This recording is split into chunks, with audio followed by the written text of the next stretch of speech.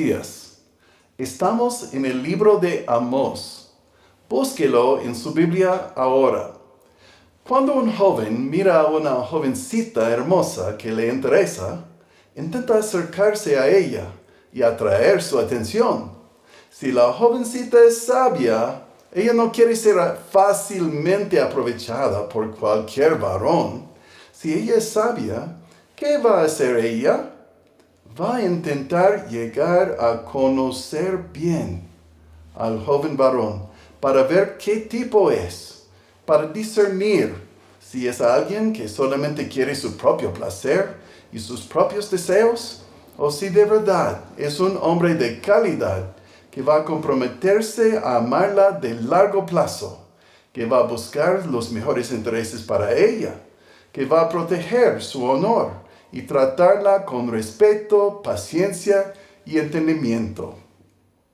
Escuché a un sabio decir una vez, si una chica quiere saber cómo un joven va a tratarla después de que ella se case con él, debe observar cómo él trata a su madre cuando no se da cuenta que alguien le está mirando. La Biblia habla de nosotros, la iglesia, es decir, todos nosotros, los creyentes en Cristo, como la novia de Cristo Jesús. Como la novia de Cristo, ¿está usted intentando llegar a conocerle bien? Mi anhelo, mi deseo intenso para cada uno de ustedes es que lleguen a conocerle a Dios íntimamente, que lleguen a tener una relación íntima con Dios. Dios es mi mejor amigo. Puedo hablarle de todos los secretos de mi corazón. Tengo confianza completa que Él desea lo que es mejor para mí, aun cuando no es lo que yo preferiría. Nunca estoy a solas. Nunca me siento completamente abandonado, sino que Dios está conmigo.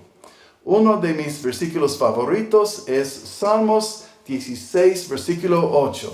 En la Reina Valera dice, a Jehová he puesto siempre delante de mí, porque está a mi diestra, no seré conmovido.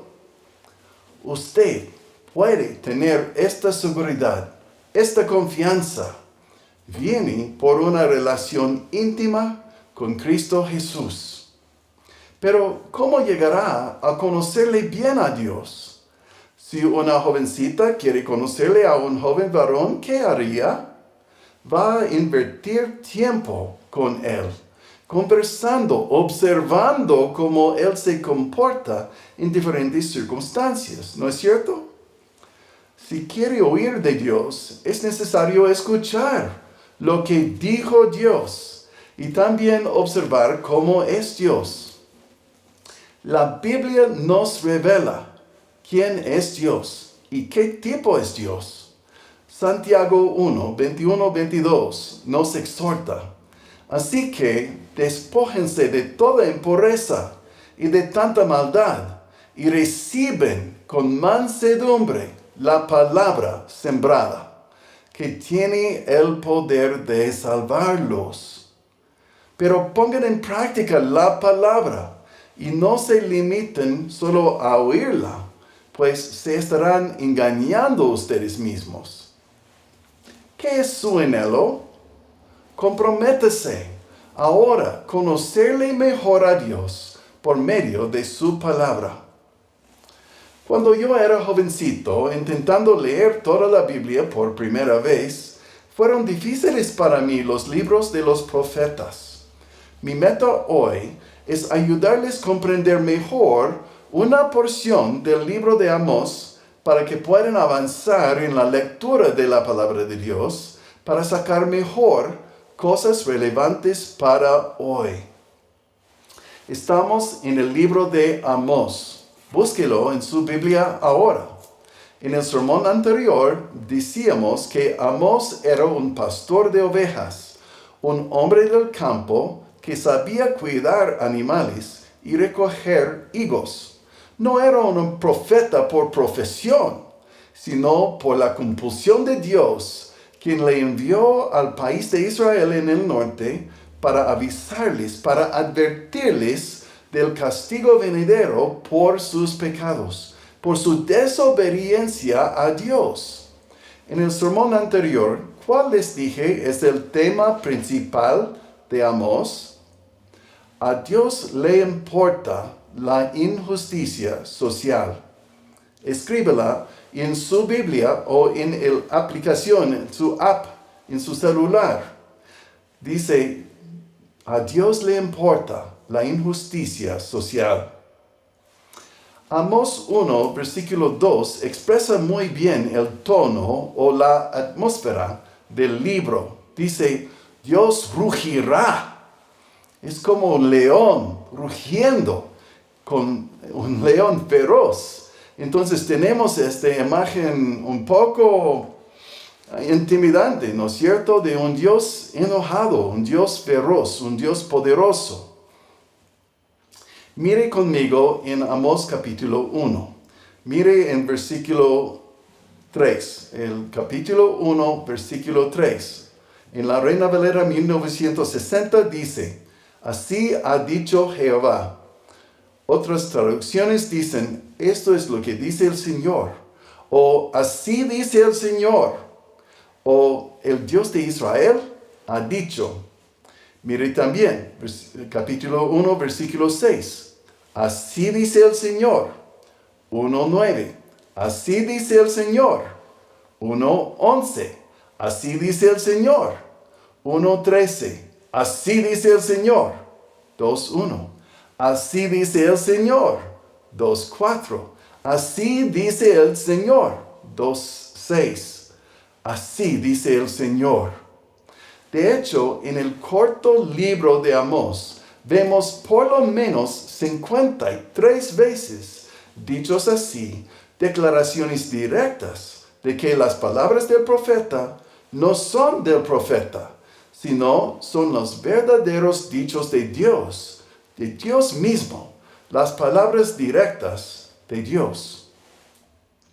Me parece que muchos no comprenden que la Biblia no es como otro libro. La Biblia es la verdadera palabra de Dios, la revelación directa de Dios. Mucho del libro de Amós está escrito en primera persona, como los dichos directos de la boca de Dios. Dios hablando. Por eso es tan grande prioridad conocer su Biblia. Mire conmigo en Amós 1:3. La palabra de Dios dice así. Así ha dicho Jehová, por 3 pecados de Damasco y por el cuarto. Cuando usted lea Amós, va a notar que repite esta frase muchas veces en capítulos 1 y 2. No está hablando literalmente exactamente de 3 o 4 pecados, sino esta es una manera literaria para declarar que hay suficiente, no, mucho más que suficiente, razón para condenar a estos países juzgados en capítulos 1 y 2. Es una manera de decir, si fuera necesaria 3 pecados para justificar que Dios le condena, usted ha hecho 4. Ya basta. Dios tiene más que suficiente razón para juzgarle. Quiero que noten cómo traduce la Nueva Traducción Viviente.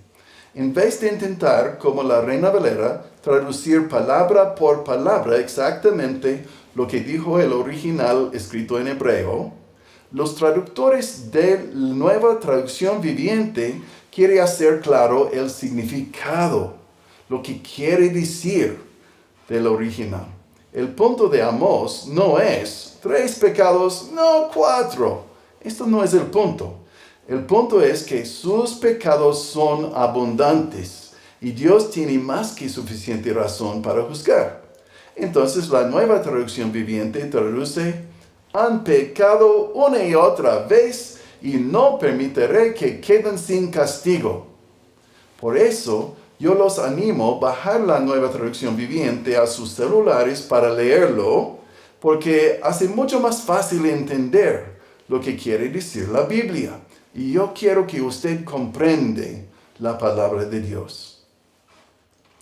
Amós utiliza muchas maneras creativas para comunicarse, que nosotros podemos aplicar cuando queremos compartir el mensaje de Dios con nuestras familias y nuestros amigos.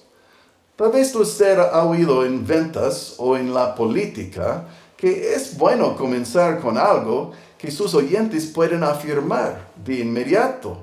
Han oído muchos mensajes acerca de la pandemia, ¿no es cierto? La salud es de todos. Cuídese a sí mismo y a sus amados. Así dicen, ¿no? Y mensajes similares.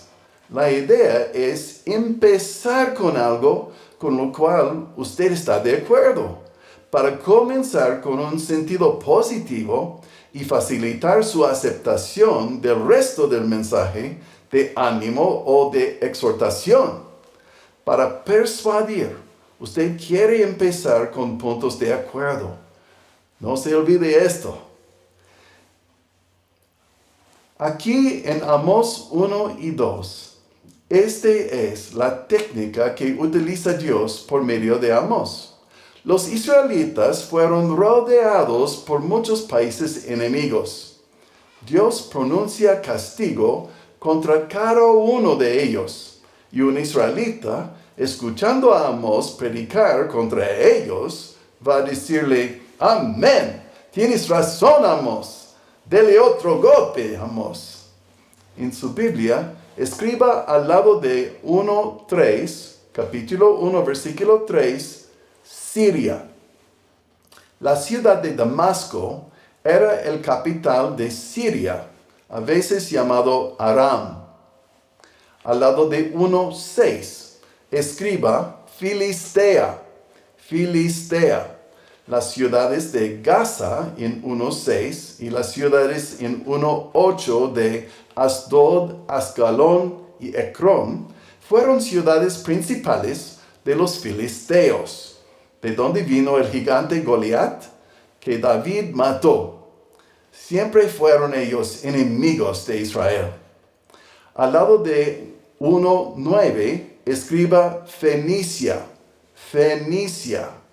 Las ciudades de Tiro y Sidón fueron las principales del país de Fenicia, que a veces tenía enlaces con Israel, pero en los tiempos de Amós ya se convirtió en enemistad. Por eso 1:9 dice, no se acordaron del pacto de hermanos.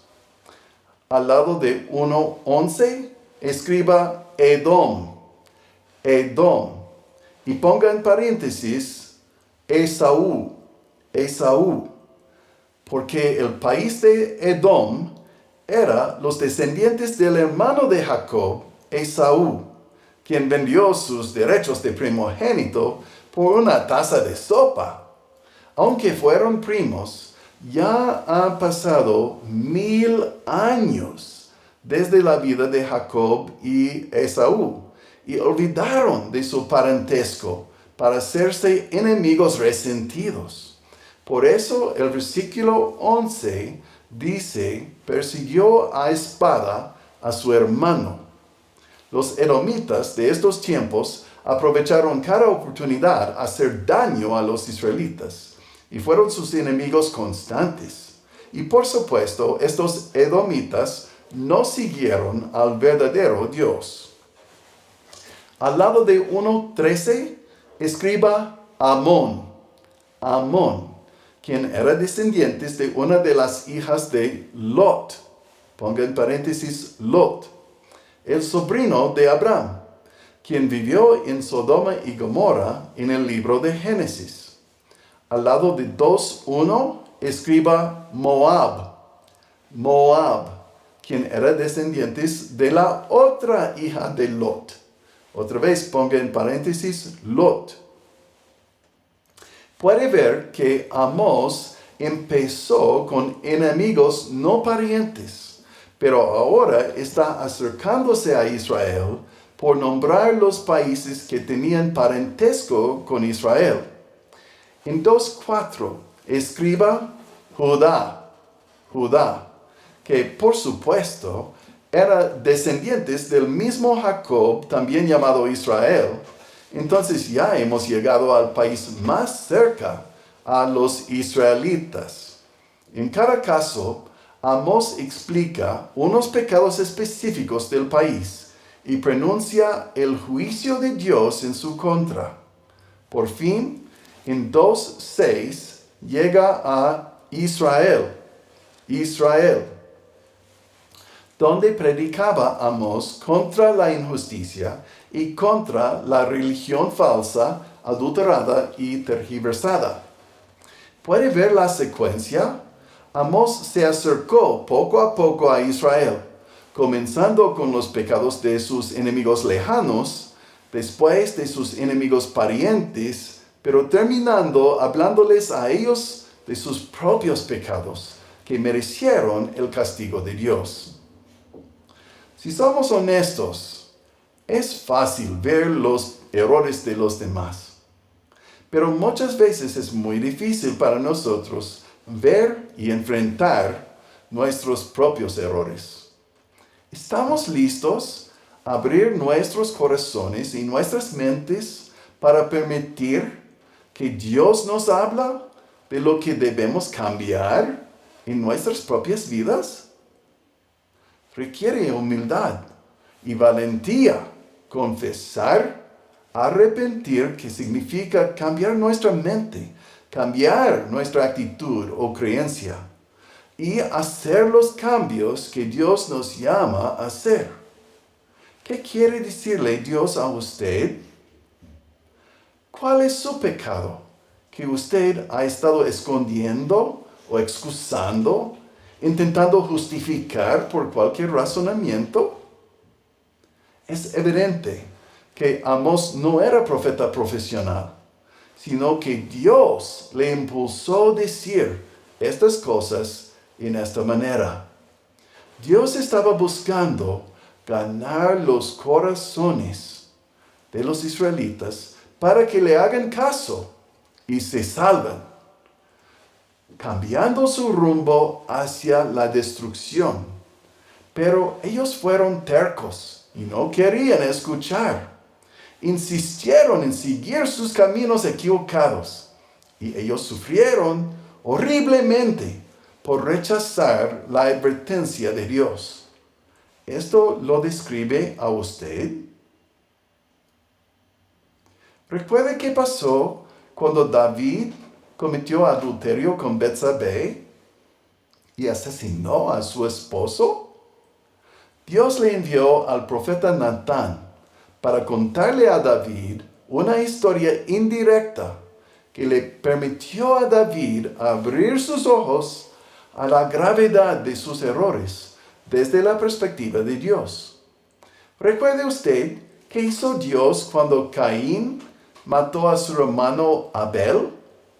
No directamente acusó a Caín, sino Dios le acercó a Caín con unas preguntas, permitiéndole sentir la convicción de su conciencia. Dios lo hizo con compasión y paciencia. Tal vez Dios le está hablando a usted, indirectamente por medio del ejemplo aquí en Amós, de cómo Dios no hizo caso omiso de los pecados de ellos. ¿Podría usted aplicar estos principios bíblicos en sus conversaciones con sus familiares, amigos y compañeros católicos o ateos? En vez de golpearlos en la cara con acusaciones de su idolatría, ¿podría usted encontrar tierra compartida, áreas donde están de acuerdo, y proceder con una pregunta o con una ilustración que ellos podrían recibir? En mi propia vida, yo veo que muchas veces yo estoy en un extremo o el otro. No digo nada o digo la verdad en una forma directa y fuerte que es muy difícil recibir. ¿Puede usted pensar en maneras que usted podría aplicar estos principios en sus conversaciones con los inconversos en su vida? Ya en el sermón anterior sobre Amós, hemos explorado donde habla de la injusticia y el maltrato de los de escasos recursos o de rango inferior en la sociedad. No voy a repetir estos puntos. A Dios le importa la injusticia social. ¿Qué tipo de Dios existe en su mente? ¿Cuál es su imagen de Dios? Según la opinión que tiene en su propia mente, ¿qué tipo es Dios? Queremos invertir tiempo con la palabra de Dios para comprender mejor quién es Dios, qué tipo es Dios. En Amós capítulos 1 y 2 encontramos mucha condenación. Pero mire otra vez, Dios está intentando llamar la atención de Israel, su pueblo escogido pero bastante desobediente. Dios no tenía obligación de revelar a Israel estas profecías en contra de los países vecinos. A veces solo miramos a la superficie de las cosas. ¿Cuántos de ustedes han oído a alguien decir que el Dios del Antiguo Testamento es un Dios enojado, un Dios de condenación, pero que el Dios del Nuevo Testamento es un Dios de amor y misericordia? Tal persona solamente está mirando a la superficie y en serio no se da cuenta de muchos detalles. Tal persona no ha tomado en cuenta los fuertes dichos de Jesús mismo acerca del infierno, ni las grandes cantidades de tiempo en el Antiguo Testamento. Cuando los predicó Amós a Israel, ya existía Israel por unos 200 años de desobediencia constante. Ninguno de nosotros tiene este nivel de paciencia. Pero en lo que predica Amós, tenemos a Dios dándoles a Israel advertencia para que puedan cambiar su rumbo, pueden responder con arrepentimiento, pueden evitar el castigo, pueden cambiar su destino. Dios sabe la realidad. Desobediencia a la voluntad de Dios lleva a uno hacia la destrucción y consecuencias dolorosas. Esta es la realidad. La culpa no es de Dios, sino del desobediente. Es como alguien golpeando su cara contra un muro de cemento. El problema no es con el muro, sino con el necio que insista que el muro tiene la culpa y debe mover. ¿Son los mejores padres y madres los que siempre dan a sus hijos lo que ellos quieren? ¿Saben los niños lo que es mejor para ellos? ¿Cómo sería si una madre dice que no quiere que su hijo experimente dolor? Entonces, por amor al niño, no va a permitirle aprender a caminar. Va a caer el pobrecito. Por eso la mujer siempre carga al niño en sus brazos. Ya tiene 29 años, pero ella lo está cargando. ¿Esta madre es una buena madre? No, porque está produciendo una dependencia profunda que obstaculiza que el niño desarrolle y llegue a ser independiente, que es la meta. De verdad, los mejores padres son los que disciplinan a sus hijos, dándoles un contexto de amor, pero dándoles responsabilidad y rendición de cuentas para que aprendan, tomando decisiones, experimentando consecuencias, y los padres adaptan su disciplina al nivel de crecimiento de los niños. Dios es el mejor padre en la historia del mundo. Es por amor que Dios nos disciplina y nos corrige porque quiere que volvamos a Él en obediencia. Mire conmigo en Amós 4:6. Pero aún así, ustedes no se volvieron a mí. Esta frase se repite en 4:6, 4:8, 4:9, 4:10, 4:11. Describe una serie de dificultades y desastres que Dios envió sobre Israel para que se despiertan y vuelvan a Dios. Muchas veces Dios envía disciplina permite dificultades en nuestras vidas para llamar nuestra atención, para humillarnos, para abrir nuestros ojos a nuestro camino equivocado. No es la única razón por la que los problemas vienen en la vida, pero siempre debemos evaluar nuestro rumbo. Podría ser un llamado a cambiar. ¿Ha sido usted engañado por el mundo o por las mentiras de Satanás? ¿Piensa usted que obedecer los mandatos de Dios significa perder la vida divertida? ¿Piensa como Eva en Edén, que Dios quiere privarla de lo mejor que podría tener? ¿Se da cuenta de que Dios le escogió a usted para ser su novia?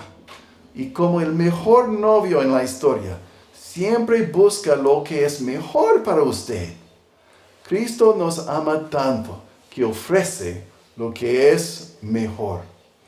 Cristo sabe lo que es mejor y quiere protegerle de dolores profundos evitables. ¿Va a confiarle a Dios o escuchar la voz del engañador? Juan 10 y 11 dice: el ladrón no viene sino para hurtar y matar y destruir. Yo he venido para que tengan vida y para que la tengan en abundancia. Yo soy el buen pastor. El buen pastor da su vida por las ovejas. Lo que Dios nos ofrece es mejor que lo que ofrece el mundo. No sea engañado por las mentiras. La vida abundante aquí no se refiere a cosas terrenales. Tener casa, carro y cosas no trae la verdadera felicidad. Amós critica las actitudes de la gente con riquezas, especialmente cuando ganan sus riquezas por aprovechar a los pobres. Lo que nos enseña Amós es que Dios escogió a Israel y quería lo mejor para ellos, pero que ellos tercamente insistieron en ir por su propio camino. Resulta que ellos sufrieron mucho dolor y sufrimiento que pudieron evitar si se sometieran a los mandatos y el llamado de Dios. Todas estas profecías ya han sido cumplidas. Todas estas profecías ya han sido cumplidas. Dios sabe el futuro y Dios sabe lo que es mejor. No se debe malentender. Tenemos que tomar cada parte de la Biblia en el contexto del resto de la Biblia. No todo está dicho en un solo versículo. Todo lo que dice Amós acerca de la injusticia social y los pecados del pueblo no habla de cómo llegamos a ser salvos por la eternidad en el futuro, en el cielo. La verdad es que la Biblia nos enseña claramente que no hacemos nada para ganar nuestra salvación. Absolutamente nada. Cristo lo ha hecho todo. Somos salvos por creer en lo que Cristo ya ha hecho por nosotros. Entonces mi salvación no depende en mí. Yo no puedo confiar en mí. No soy perfectamente consistente. Mis motivos a veces son mixtos y los suyos también. Yo sé que no puedo hacer suficientes cosas buenas para ganar la salvación. Estoy descalificado, tal vez por algo como codiciar. Tal vez alguien escuchando esté pensando: yo nunca he hecho nada mal. Y por pensar esto, ya está mostrándose orgulloso, que a la vista de Dios es el peor de los pecados. El orgullo de Satanás, antes de su caída del cielo, era el pecado original. El deseo de Eva de hacerse como Dios, cuando en el huerto de Edén, Satanás la tentó con la fruta prohibida, diciéndole que va a convertirse en un ser como Dios, sabiendo el bueno y el malo. Este deseo de hacerse como Dios es nada más que orgullo, el pecado original. Hagámoslo personal. Tal vez usted nunca haya tomado el paso de decidir rechazar su orgullo, humillarse delante de Dios y dependerse completamente en Él. Si usted nunca ha puesto su fe únicamente en lo que Cristo Jesús ya hizo por usted en la cruz, hágalo ahora. Tome este momento para confiar en Cristo. Si usted ya confía en Cristo por su salvación, ¿qué es lo que Dios quiere decirle a usted? Puede ver en Amós que Dios toma muy en serio los pecados, incluso maltratar a sus empleos, aprovechar a los de rango menor en la sociedad. Como los amados de Cristo, Él desea lo que es mejor para nosotros. Somos la novia de Cristo. ¿Vamos a someternos a Él y a su voluntad? ¿Vamos a confiar que Él ofrece lo mejor? ¿Qué quiere decirle Dios a usted? ¿Cuál es su pecado que usted ha estado escondiendo, excusando, intentando justificar por cualquier razonamiento? Tal vez Dios le está hablando a usted indirectamente por medio del ejemplo aquí en Amós de cómo Dios no hizo caso omiso de los pecados de ellos. Tercera de Juan, versículo 4, dice: No tengo mayor gozo que oír que mis hijos andan en la verdad. Ahora que somos salvos, Dios quiere ver a los suyos obedecerle. Esto es la exhortación de Amós para los amados elegidos por Dios. Amén.